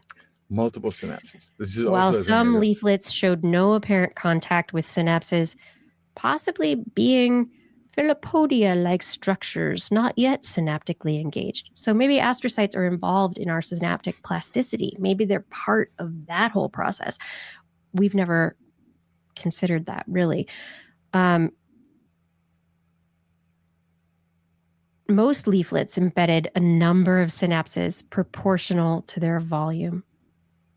Large leaflets, likely leaflet domains, embedded numerous synapses. 90% of the synapses they looked at were part of a synaptic cluster that interacted with a common leaflet. From the astrocyte perspective, that almost gives it a hierarchical perspective, right? From the astrocyte perspective, 45% of the leaflets were associated with a single synapse. The remaining 55 surrounded multiple, most often 2 to 4, but quite frequently also 5 to 10. Sometimes large leaflet domains housed 10 to 50 synapses, and in an exceptional case, 101 synapses. Anyway, we honestly have so much to learn. This is amazing. Yeah. Astrocytes. That's a good story. A good study. It. Oh my gosh. Okay, and the last story. Are you ready for nightmare fuel?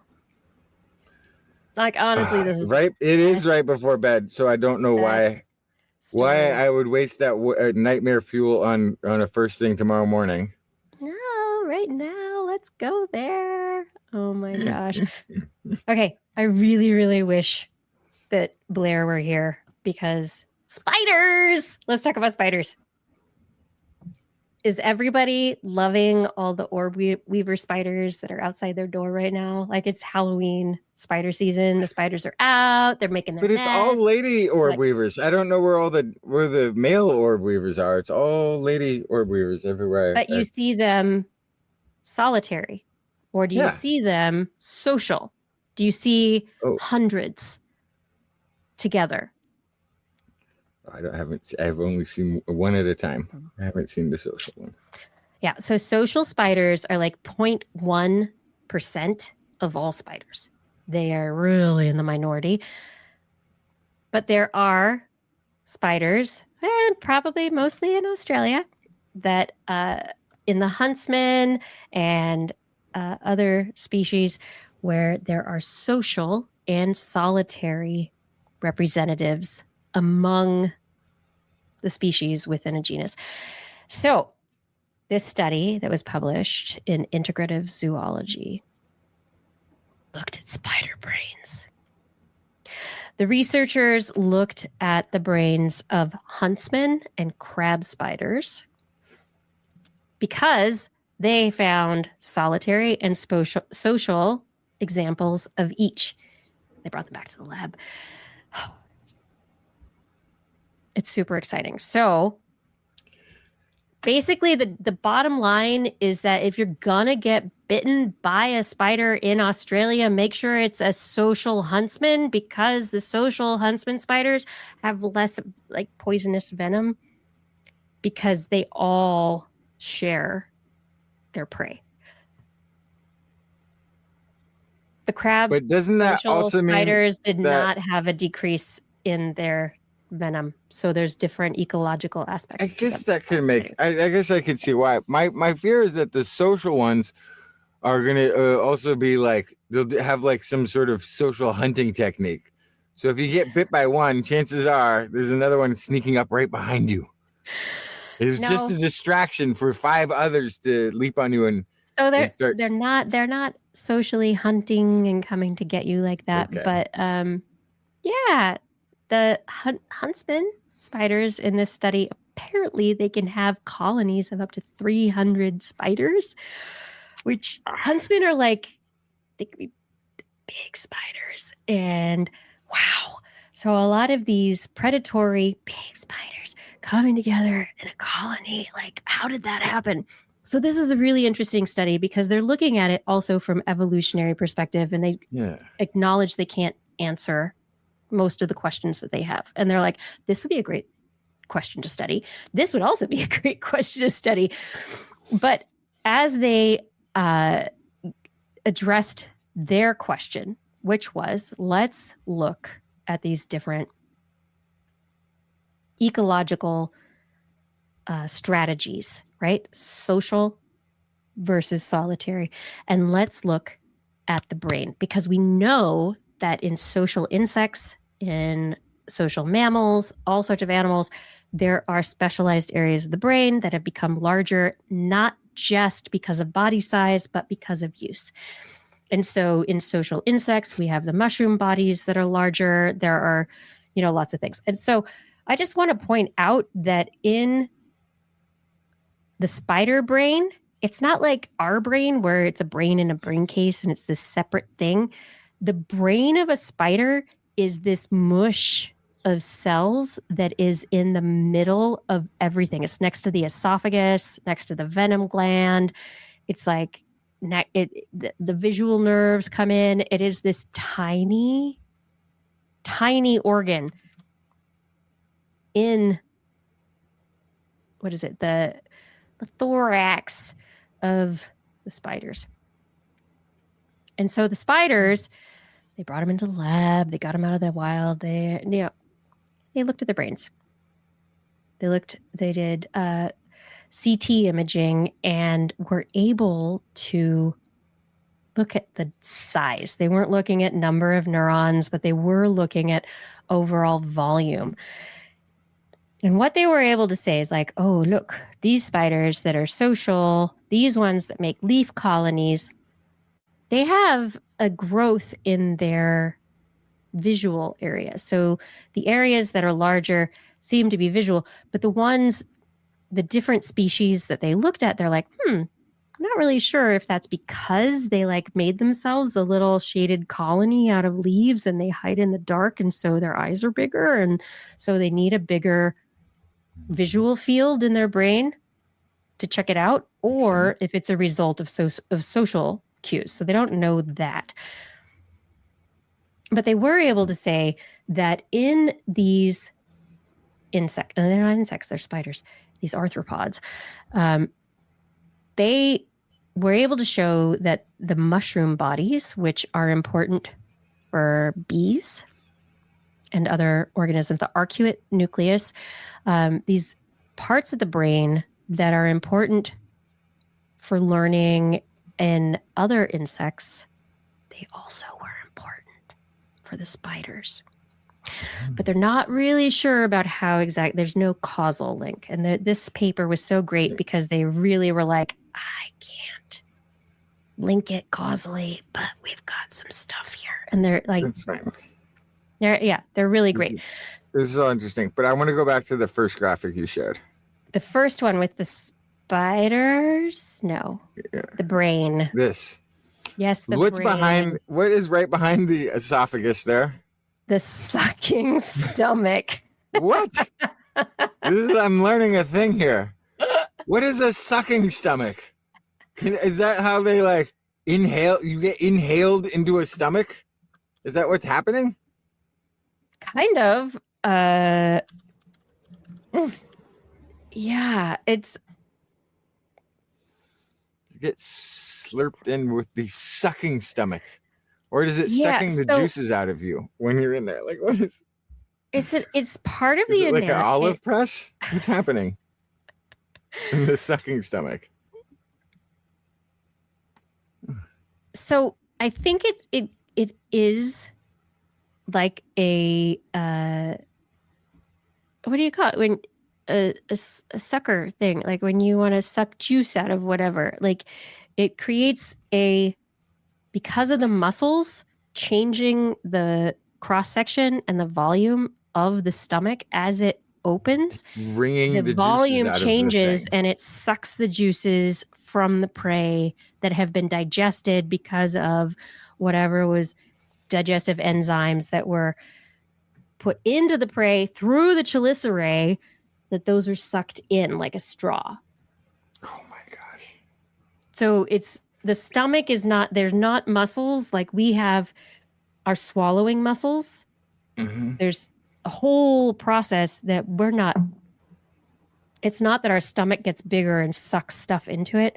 No. But with spiders, their muscles open it and it creates a pressure differential. Yeah, like Brian Burwell. Yes, a turkey baster effect. I believe. Thank you, Brian. Yes, Or Kevin Ridden capillary action. Yeah, that's what I was going for. all right answers. Pump as well. Yes. Oh my gosh. Yeah. So, in these spiders, but the brain is like maybe as big as the sucking stomach. It's not that It's a big. little smaller, even. Yeah. It's smaller, right? So the question is like, what is in the brain that is gonna be doing things? And this is the I'm big telling- question. Like, It what also is shows that we have so much brain that we just probably aren't using. Right? Like, because if your spider can make webs and do cool stuff and do all the, be social even and do all the things with that tiny, Right? tiny, teeny, tiny brain, I feel like we should know more things. I feel like I should at least remember the names of plants. Which So I here's the just question, can't. right? And this is where this study ends up going, which is very interesting. They looked at the solitary species, they looked at the social species. They found that in both of the social species, there were increases in these mushroom bodies and also the visual areas. And it was only in the huntsman that you had the decrease in the venom glands. But the question is, what they ask is what led to each of these different species getting into the social way of being, because spiders really like to be solitary most of the time. So there are multiple hypotheses, which is that with spiders carrying their young, not eating their young as quickly, getting more okay with other spiders being close, that suddenly that led to this social thing, but that doesn't happen all the time. And so in these instances, the crab spiders and the huntsman spiders, they came at it differently. And so you have potentially different personalizations, different adaptations within the brain and within the physiology Gotta fit for the their strategy. survival. Or Yes. forms the strategy. Hard to tell. Right. Yeah. And so like the crab spiders are more like they like leaves and they create these, they like surround themselves in leaves and they love all that. But they hunt differently than the huntsman. It's like it's different. They're different species, different organisms. And so the cephalothorax is the thing. Like this area, you've got neurons coming into this little tiny area. And this little tiny area has like 3 little teeny tiny areas in it. And they determined that there's one, the protocerebrum, that is the part that changes. That's like the big thing for the spiders. And so the question now is like, what really is going on here? This is something that's not related to body mass. This is a change in the way that resources and mass have been allocated that is specific to the way that these species have decided to live socially versus solitarily. And so the question is, what's going on in this arcuate body, the mushroom body, when there are other areas that really aren't that different? But at the same time, we're still looking at error, the standard of error, that they all overlap. So it's really, it's a very interesting story. And I think because we're looking at these social spiders that are only 0.1% of all spiders we've ever discovered, spiders that like to live together, share food, share parenting, not eat each other, 0.1%. Perhaps this is not the old way of spiders, but perhaps it is something that is currently undergoing evolution. And so maybe we are finding it at a step in its transitions. I don't know. The early stages of the Starship Troopers bug planet. Yeah. Anyway, I hope everybody just thinks about the spiders all the time. Like the spider brains Think about the spiders. Think about the spiders who are living together in their colonies, who can live like 300 spiders together. Jack and the Frost All is saying it's together. just statistically insignificant. Well, there's always going to be a little overlap. And that overlap might be Spiders. you're like the one social spider Look at all in the the spiders. antisocial colony. You're like, hey, you guys fellas want to hang out? They're like, no, go away. Oh, come on. I just got a big screen TV. I'm cooking up a bunch of bees on the barbecue over here. No, we don't want to hang out. Free Slurpees? I don't know what the... And then on the other hand, in the social spider group, there's going to be some that just like can't be bothered. Just never show up. They pretend like they're going to go, oh, there's an event. Yeah. Oh, yeah. I'll probably be able to get over there at some point. Yeah. And Right, they never show. They never show So this up. is the question. Like, there is this suggestion with mushroom bodies in bees that it has to do with social dominance, and that the larger the mushroom body is, the more dominant the individual is within the hive.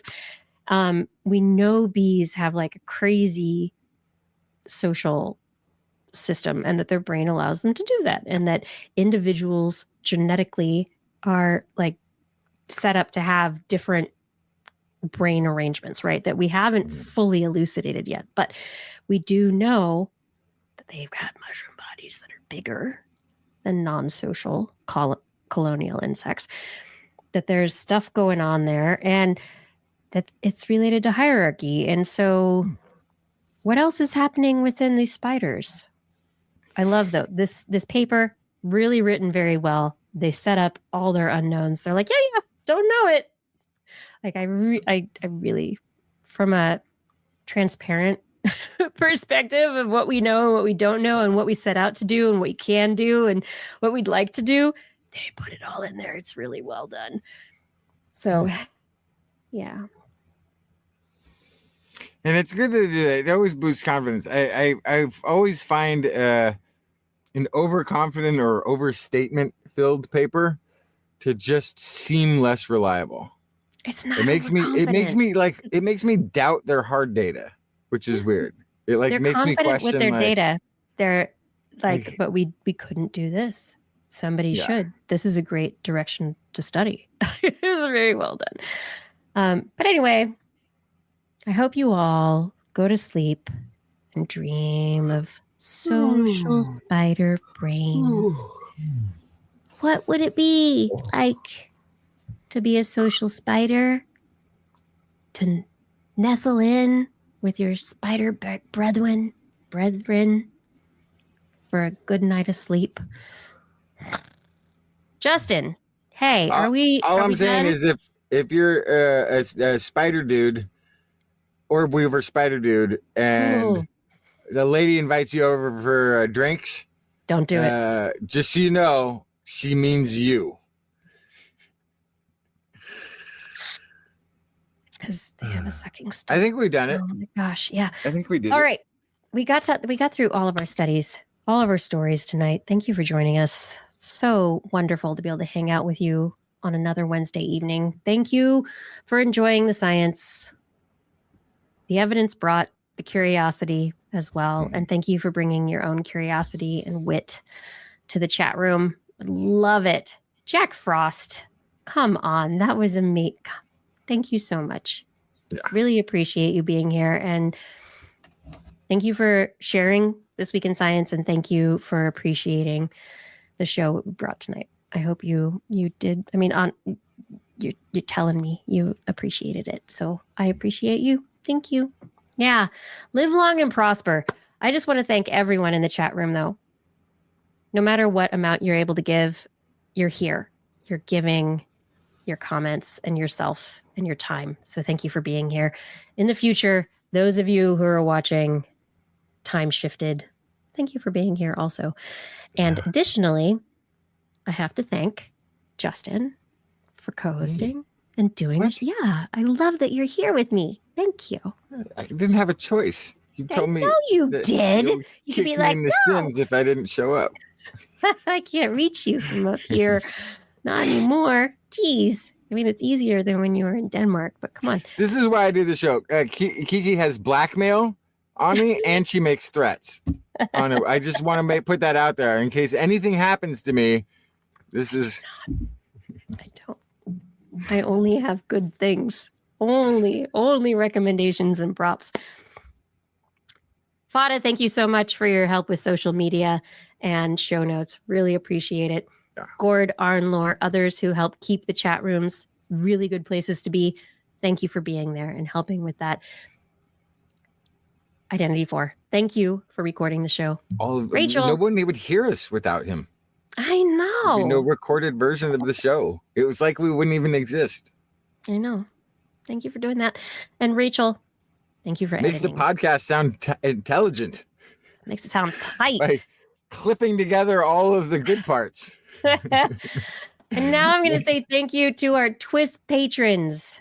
Thank you to all of you who support the show in an ongoing fashion. Thank you, Aaron Anathema, Adam Mishkan, Alan Viola, Ali Coffin, Andrew Swanson, Arthur Kepler, Artyom Brigg, Bob Calder, Bob Coles, Brendan Minish, Barton, Craig Carrington, Chris Wozniak, Christopher Dreyer, Christopher Rappin, Craig Landon, Craig Potts, Dana Lewis, Daryl Myshak, Dave Wilkinson, David E. Youngblood, Don Mundus, Donovan Styles, a.k.a. Don Stylo, E.O., Eden Mundell, Eric Knapp, Flying Out, Fredis 104, G. Burton Lattimore, George Corris, Briggs, Howard Dan, Jack, Jason Holtz, John Atwood, John McKee, John Ratwasamy, Johnny Gridley, Ken Hayes, Kent Northcote, Kevin Parachan, Kevin Reardon, hello, Kurt Larson, Lon Makes, Lauren Gifford, Mary Gertz, Spardry, Mark Hessenflow, Noodles, Patrick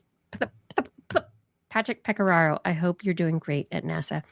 Paulie Disney, Paul Ronovich, Philip Shane, Pierre Velazar, P.I.G., Richard Badge, Robert Norland, Ribbit, Robert W. Farley, Rodney Lewis, Rudy Garcia, Remy Day, Sean Clarence, Lamb Shoe, Bruce, Stephen Alberon, Steve Leisman, a.k.a. Zima, Sue Doster, Teresa Smith, Tony Steele, Vegard Schefstad.